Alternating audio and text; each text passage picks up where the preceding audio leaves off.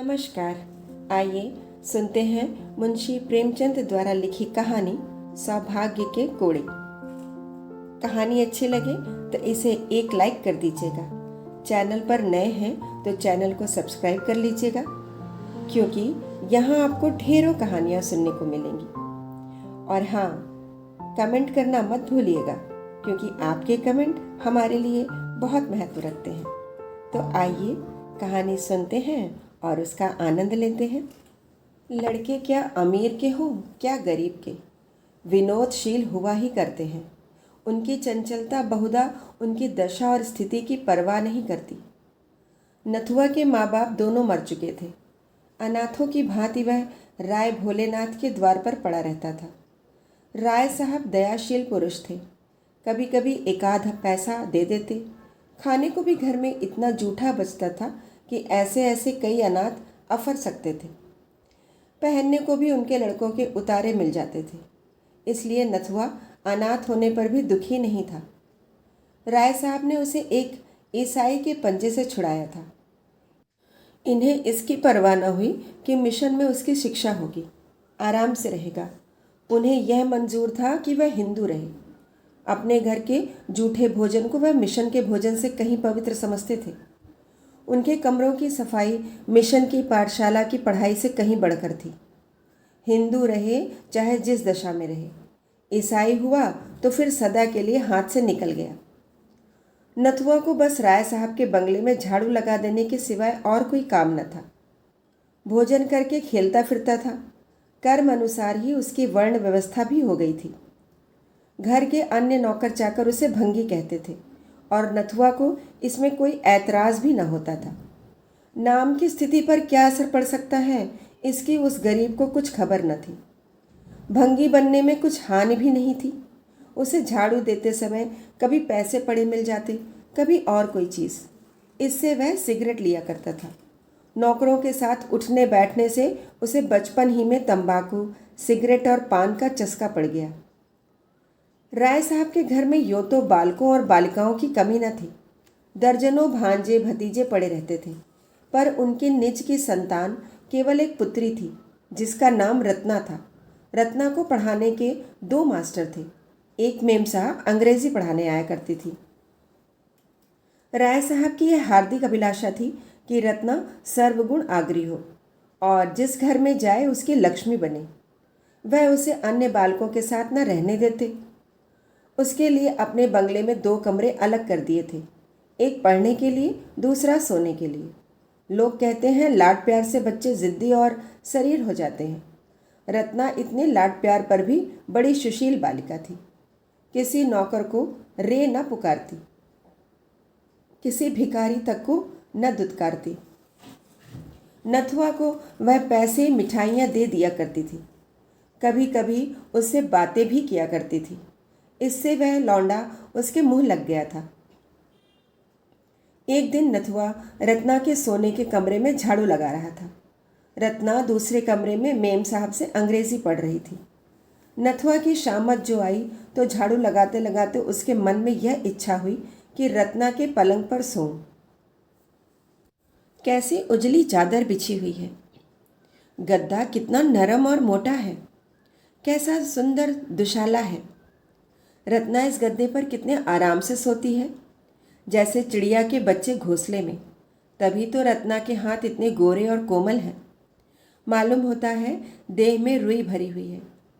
यहाँ कौन देखता है, यह सोचकर उसने पैर फर्श से पोंछे और चटपट पलंग पर आकर लेट गया और दुशाला ओढ़ लिया।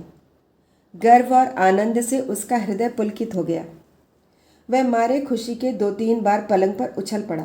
उसे ऐसा मालूम हो रहा था जैसे मानो मैं रुई में लेटा हूँ। जिधर करवट लेता था देह अंगुल भर नीचे धंस जाती थी। यह स्वर्गीय सुख मुझे कहाँ नसीब। मुझे भगवान ने राय साहब का बेटा क्यों न बनाया। सुख का अनुभव होते ही उसे अपनी दशा का वास्तविक ज्ञान हुआ और चित्त शुद्ध हो गया। एकाएक राय साहब किसी ज़रूरत से कमरे में आए तो नथुआ को रत्ना के पलंग पर लेटे देखा। मारे क्रोध के जल उठे। बोले, क्यों क्यों बेसुअर, तू यहाँ क्या कर रहा है। नथुआ ऐसा घबराया मानो नदी में पैर फिसल पड़े हों। चारपाई से कूदकर अलग खड़ा हो गया और फिर झाड़ू हाथ में ले ली। राय साहब ने फिर पूछा, यह क्या कर रहा था बे? नथुआ, कुछ तो नहीं सरकार। राय साहब, अब तेरी इतनी हिम्मत हो गई है कि रत्ना की चरपाई पर सोए? नमक हराम कहीं का, लाना मेरा हंटर। हंटर मंगवाकर राय साहब ने नथुआ को खूब पीटा। बेचारा हाथ जोड़ता था, पैरों पड़ता था, मगर राय साहब का क्रोध शांत होने का नाम न लेता था।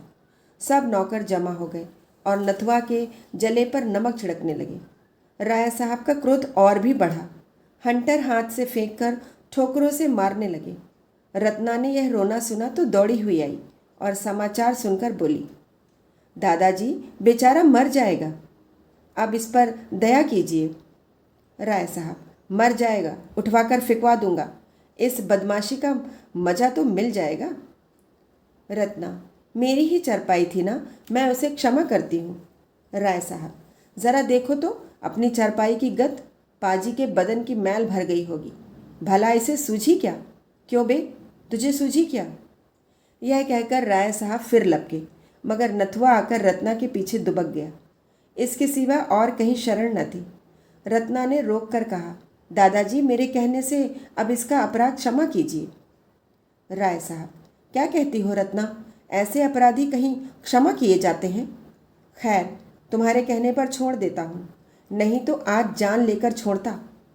सुन बे नथुआ, अपना भला चाहता है तो फिर यहाँ ना आना, इसी दम निकल जा, सुअर नालायक। नथुआ प्राण छोड़कर भागा, पीछे फिरकर न देखा। सड़क पर पहुंचकर वह खड़ा हो गया। यहाँ राय साहब उसका कुछ नहीं कर सकते थे। यहाँ सब लोग उनकी मुँह देखी तो न कहेंगे। कोई तो कहेगा कि लड़का था, भूल ही हो गई, तो क्या प्राण ले लीजिएगा? यहाँ मारे तो देखूं, गाली देकर भागूंगा, फिर कौन मुझे पा सकता है? इस विचार से उसकी हिम्मत बंधी। बंगले की तरफ मुँह करके ज़ोर से बोला, यहाँ आओ तो देखे, और फिर भागा कि कहीं राय साहब ने सुन न लिया हो। नथुआ थोड़ी ही दूर गया था कि रत्ना की मेम साहिबा अपने टमटम पर सवार आती हुई दिखाई दी। उसने समझा शायद मुझे पकड़ने आ रही हैं, फिर भागा, किंतु जब पैरों में दौड़ने की शक्ति न रही तो खड़ा हो गया। उसके मन ने कहा, वह मेरा क्या कर लेंगी, मैंने उनका कुछ बिगाड़ा है? एक क्षण में मेम साहिबा आ पहुंची और टमटम रोककर बोली, नाथू कहाँ जा रहे हो? नथुआ, कहीं नहीं। मेम साहब, राय साहब के यहाँ फिर जाएगा तो वह मारेंगे, क्यों नहीं मेरे साथ चलता? मिशन में आराम से रह, आदमी हो जाएगा। नथुआ, किरस्तान तो न बनाओगी? मेम, किरस्तान क्या भंगी से भी बुरा है, पागल। नथुआ, ना भैया, किरस्तान न बनूंगा। मेम, तेरा जी चाहे न बनना, कोई ज़बरदस्ती थोड़े ही बना देगा। नथुआ थोड़ी देर तक टमटम के साथ चला, पर उसके मन में संशय बना हुआ था। सहसा वह रुक गया। मेम साहिबा ने पूछा, क्यों, चलता क्यों नहीं? नथुआ, मैंने सुना है मिशन में जो कोई जाता है किरस्तान हो जाता है, मैं न जाऊंगा, आप झांसा देती हैं। मेम, अरे पागल, वहाँ तुझे पढ़ाया जाएगा, किसी की चाकरी न करनी पड़ेगी, शाम को खेलने को छुट्टी मिलेगी, कोट पतलून पहनने को मिलेगा, चल के 2-4 दिन देख तो ले। नथुआ ने इस प्रलोभन का उत्तर न दिया, एक गली से होकर भागा। जब टमटम दूर निकल गया तो वह निश्चिंत होकर सोचने लगा, जाऊं, कहीं कोई सिपाही पकड़कर थाने न ले जाए। मेरी बिरादरी के लोग तो वहाँ रहते हैं, क्या वह मुझे अपने घर रखेंगे? कौन बैठ कर खाऊंगा, काम तो करूंगा, बस किसी को पीठ पर रहना चाहिए। आज कोई मेरी पीठ पर होता तो मजाल थी कि राय साहब मुझे यूँ मारते। सारी बिरादरी जमा हो जाती, घेर लेती, घर की सफाई बंद हो जाती, कोई द्वार पर झाड़ू तक न लगाता, सारी राय साहबी निकल जाती। यह निश्चय करके वह घूमता फिरता भंगियों के मोहल्ले में पहुंचा। शाम हो गई थी।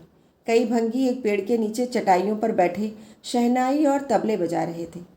वह नित्य इसका अभ्यास करते थे, यह उनकी जीविका थी।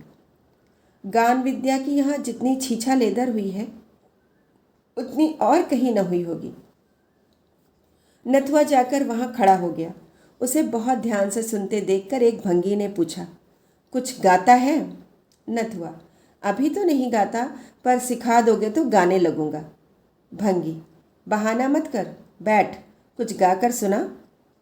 मालूम तो हो कि तेरे गले भी है या नहीं? गला ही ना होगा तो क्या कोई सीखेगा? नथुआ मामूली बाजार के लड़कों की तरह कुछ न कुछ गाना जानता ही था। रास्ता चलता तो कुछ न कुछ गाने लगता था। तुरंत गाने लगा। उस्ताद ने सुना, जौहरी था। समझ गया यह कांच का टुकड़ा नहीं।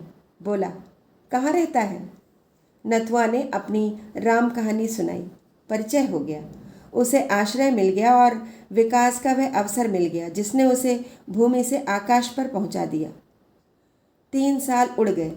नथुआ के गाने की सारे शहर में धूम मच गई और वह केवल एक गुणी नहीं, सर्वगुणी था।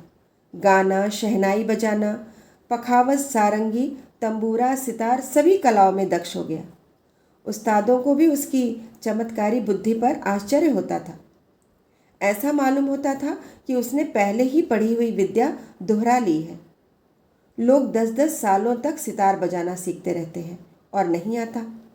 नथुआ को 1 महीने में उसके तारों का ज्ञान हो गया। ऐसे कितने ही रत्न पड़े हुए हैं जो किसी पारखी से भेंट न होने के कारण मिट्टी में मिल जाते हैं। संयोग से इन्हीं दिनों ग्वालियर में एक संगीत सम्मेलन हुआ। देश देशांतरों से संगीत के आचार्य निमंत्रित हुए। उस्ताद घूरे को भी न्योता मिला। नथुआ इन्हीं का शिष्य था। उस्ताद ग्वालियर चले तो नाथू को भी साथ लेते गए। 1 सप्ताह तक ग्वालियर में बड़ी धूमधाम रही। नाथूराम ने वहाँ खूब नाम कमाया। उसे सोने का तमगा इनाम में मिला। ग्वालियर के संगीत विद्यालय के अध्यक्ष ने उस्ताद घूरे से आग्रह किया कि नाथूराम को संगीत विद्यालय में दाखिल करा दो। यहाँ संगीत के साथ उसकी शिक्षा भी हो जाएगी। घूरे को मानना पड़ा। नाथूराम भी राजी हो गया। नाथूराम ने 5 वर्षों में विद्यालय की सर्वोच्च उपाधि प्राप्त कर ली। इसके साथ साथ भाषा, गणित और विज्ञान में उसकी बुद्धि ने अपनी प्रखरता का परिचय दिया। अब वह समाज का भूषण था। कोई उससे न पूछता था कौन जाति हो। उसका रहन सहन, तौर तरीका अब गायकों का सा नहीं, शिक्षित समुदाय का सा था। अपने सम्मान की रक्षा के लिए वह ऊंचे वर्ण वालों का सा आचरण रखने लगा। मदिरा, मांस त्याग दिया। नियमित रूप से संध्या उपासना करने लगा। कोई कुलीन ब्राह्मण भी इतना आचार विचार न करता होगा। नाथूराम तो पहले ही उसका नाम हो चुका था। अब उसका कुछ और सुसंस्कार हुआ।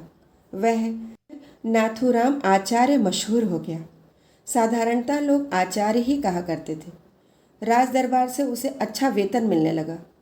18 वर्ष की आयु में इतनी ख्याति बिरले ही किसी गुड़ी को नसीब होती है। लेकिन ख्याति प्रेम वह प्यास है जो कभी नहीं बुझती। वह अगस्त्य ऋषि की भांति सागर को पीकर भी शांत नहीं होती। महाशय आचार्य ने यूरोप को प्रस्थान किया। वह पाश्चात्य संगीत पर भी अधिकृत होना चाहते थे। जर्मनी के सबसे बड़े संगीत विद्यालय में दाखिल हो गए और 5 वर्षों के निरंतर परिश्रम और उद्योग के बाद आचार्य की पदवी लेकर इटली की सैर करते हुए ग्वालियर लौट आए। और उसके 1 ही सप्ताह के बाद मदन कंपनी ने उन्हें 3000 रुपये मासिक वेतन पर अपनी शाखाओं का निरीक्षक नियुक्त किया। वह यूरोप जाने के पहले ही हजारों रुपए जमा कर चुके थे। यूरोप में भी ओपराओं और नाट्यशालाओं में उनकी खूब आवभगत हुई थी। कभी कभी एक दिन में इतनी आमदनी हो जाती थी जितनी यहाँ के बड़े से बड़े गवैयों को बरसों में भी नहीं होती। लखनऊ से विशेष प्रेम होने के कारण उन्होंने वहीं निवास करने का निश्चय किया।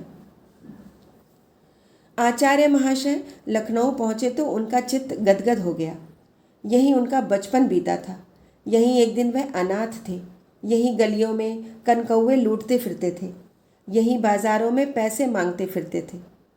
आह, यही उन पर हंटरों की मार पड़ी थी जिसके निशान अब तक बने थे। अब वह दाग उन्हें सौभाग्य की रेखाओं से भी प्रिय लगते हैं।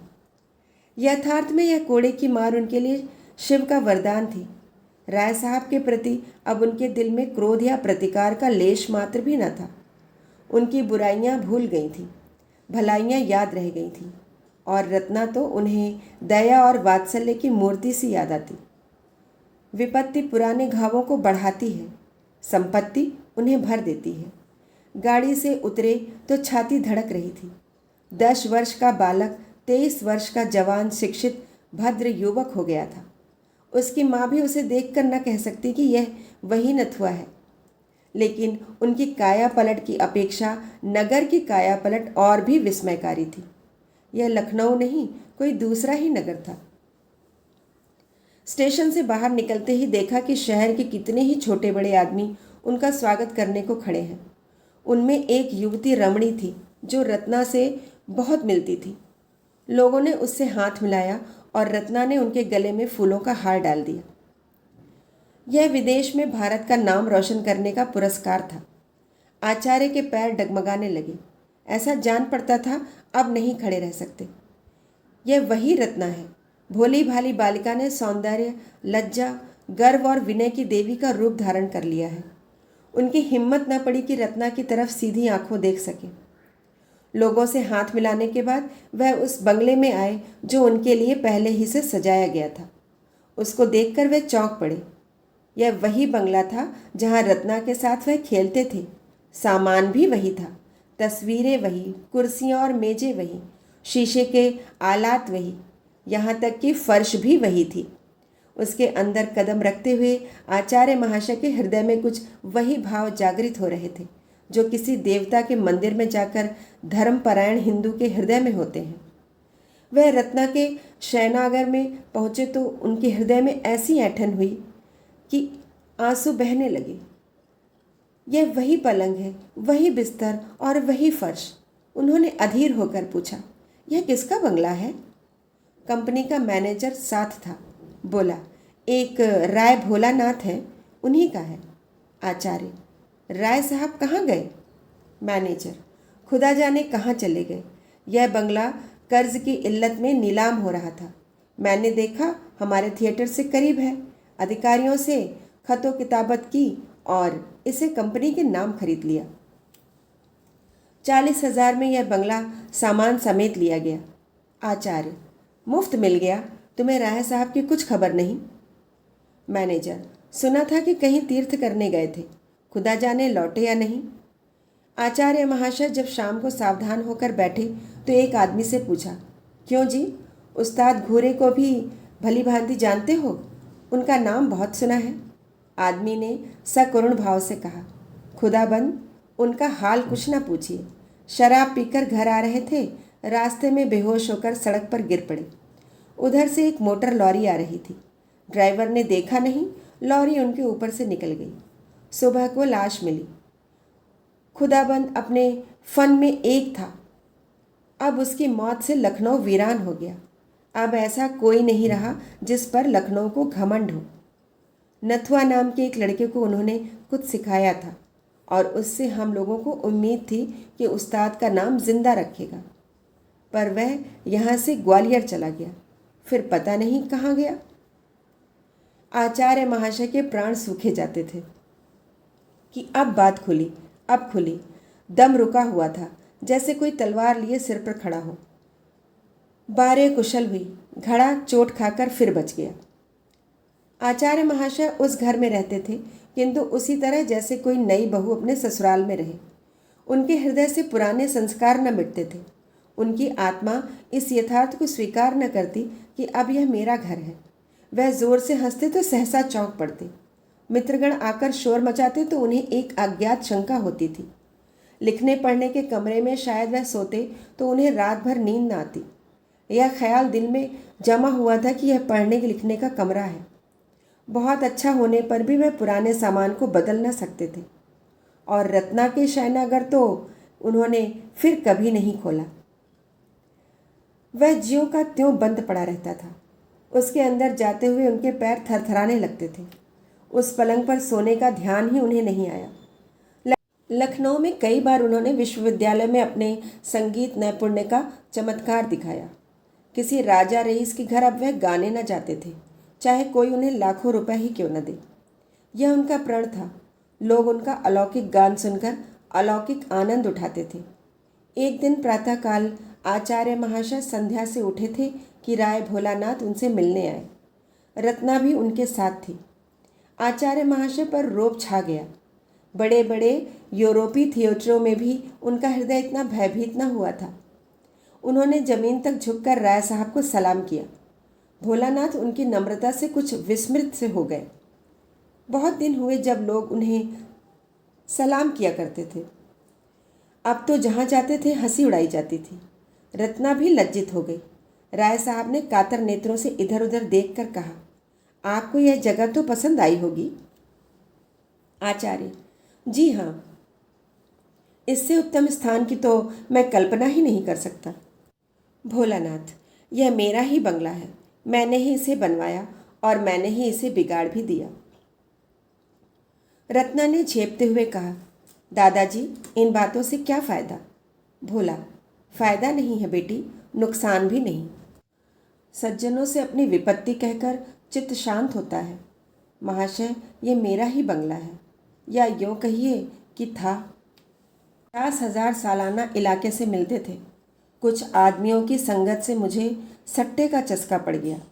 2-3 बार ताबड़तोड़ बाजी हाथ आई। हिम्मत खुल गई। लाखों के वारे न्यारे होने लगे, किंतु एक ही घाटे में सारी कसर निकल गई। बधिया बैठ गई। सारी जायदाद खो बैठा। सोचिए, 25 लाख का सौदा था।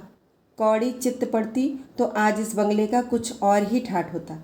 नहीं तो अब पिछले दिनों को याद करके हाथ मलता हूँ। मेरी रत्ना को आपके गाने से बड़ा प्रेम है। जब देखो आप ही की चर्चा किया करती है। इसे मैंने बीए तक पढ़ाया। रत्ना का चेहरा शर्म से लाल हो गया। बोली, दादाजी, आचार्य महाशय मेरा हाल जानते हैं। उनको मेरा परिचय की ज़रूरत नहीं। महाशय, क्षमा कीजिएगा। पिताजी उस घाटे के कारण कुछ अव्यवस्थित चित्त से हो गए हैं।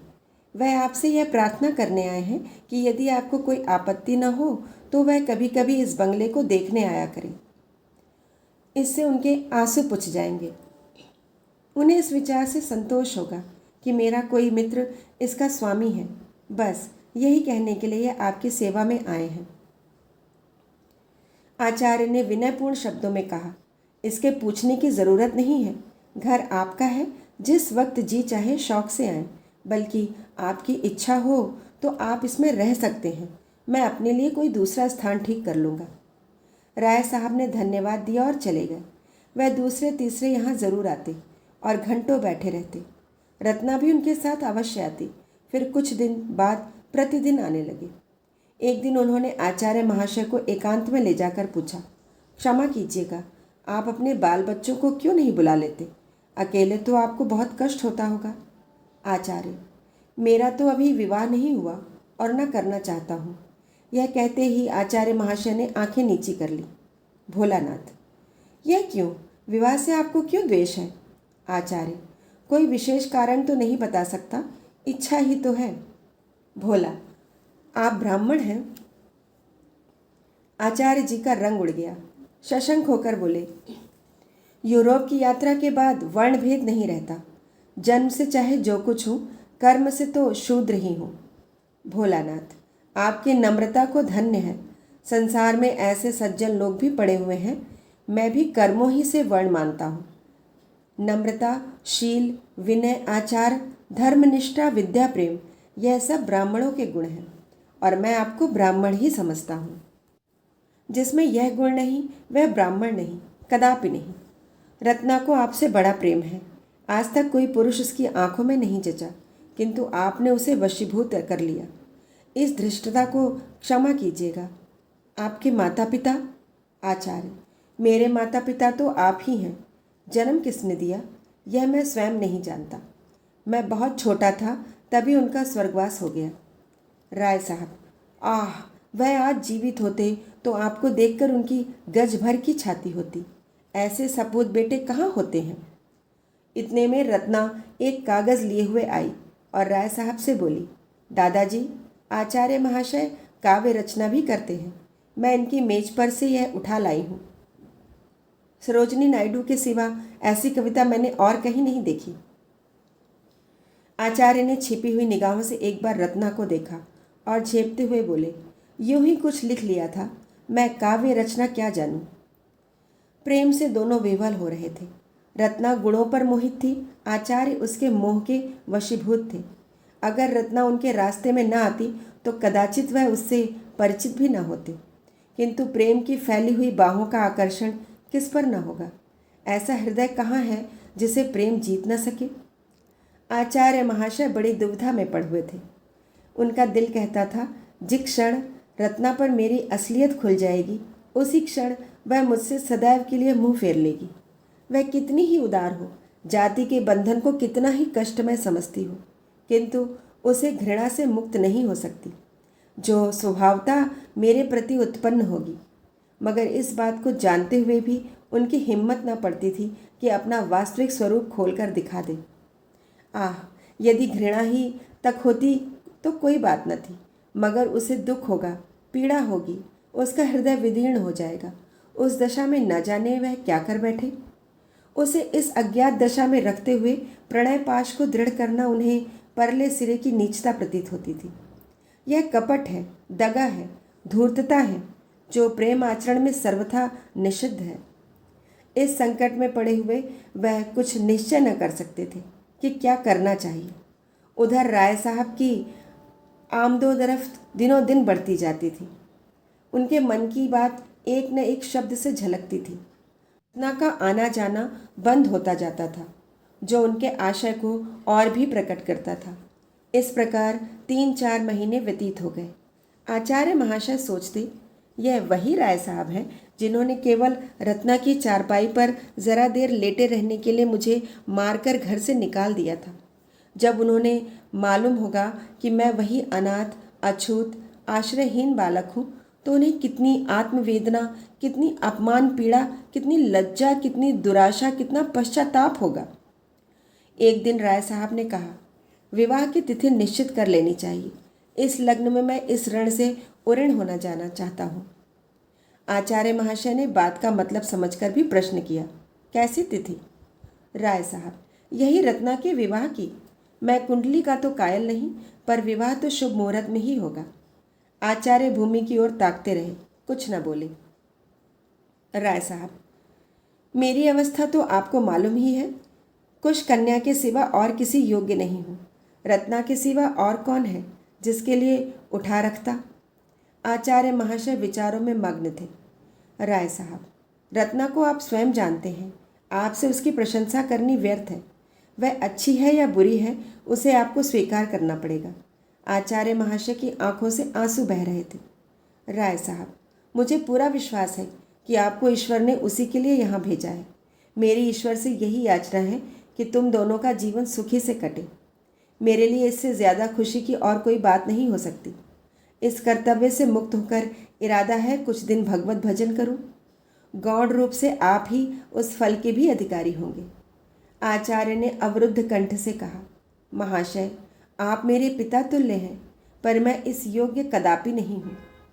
राय साहब ने उन्हें गले लगाते हुए कहा, बेटा, तुम सर्वगुण संपन्न हो, तुम समाज के भूषण हो।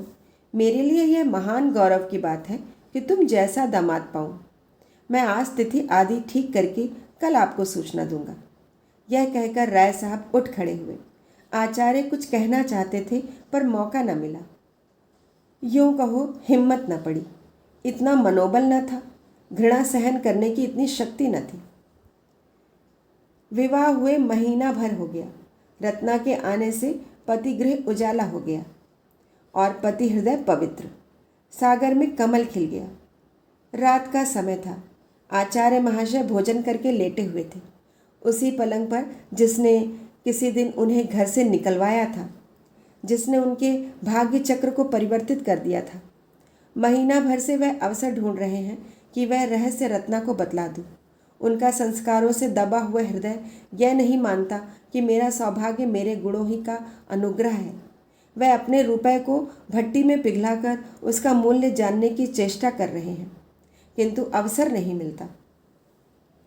रत्ना ज्यों ही सामने आ जाती है, वह मंत्रमुग्ध से हो जाते हैं। बाग में रोने कौन जाता है? रोने के लिए तो अंधेरी कोठरी ही चाहिए। इतने में रत्ना मुस्कुराती हुई कमरे में आई।